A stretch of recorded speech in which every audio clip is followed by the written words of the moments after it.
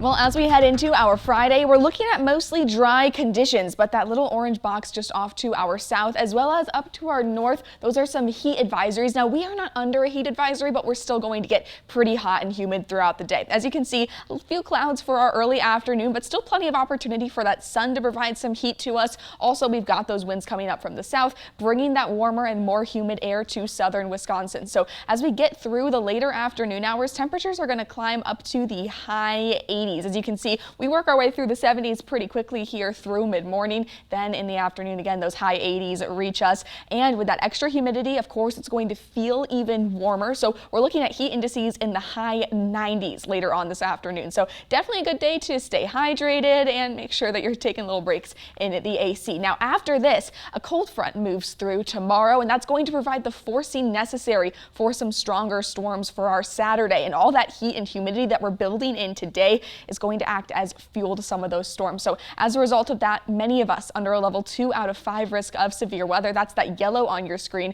The Storm Prediction Center actually edited this to cover more of eastern Wisconsin as well. So that covers basically all of our viewing area. So we're all expecting the possibility for some scattered stronger storms tomorrow. Taking a look at our model data for Saturday, by the time that most of us are waking up, we're still going to be dry. Many of us still even seeing some sun at that time, but just to our northwest, those storms are just reaching the La Crosse area. Those continue to make their way to the southeast, and as you can see, our northernmost counties start to see some of that rainfall in mid-morning. So right around 10, 11 o'clock, some of those showers and storms begin. Then as those continue down to the south, early afternoon, Madison area starts to see our first few raindrops, and as that passes through, you can see later afternoon, couple of us even seeing some drier spots. That really light green could mean that that rain isn't even making it to the ground. But one thing to keep in mind, there's still some shower and storm activity behind that drier point. So even if we do start to dry up a little bit there towards the later afternoon, you're still going to want to stay weather aware because the possibility of a second round is possible. So as we make our way through later on tomorrow night, things really do start to clear up in the early hours of our Sunday. So we're going to start off Sunday pretty dry, but chances for more storms do build in to close out our weekend. So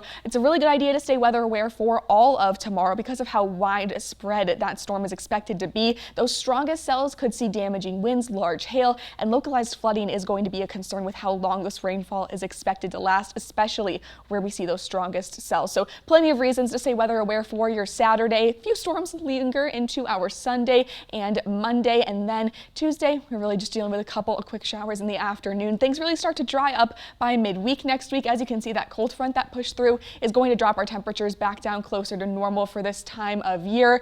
But until we get there, we're still dealing with that heat and humidity for your Friday. And then again, stay weather aware for your Saturday as we keep an eye on those storm chances.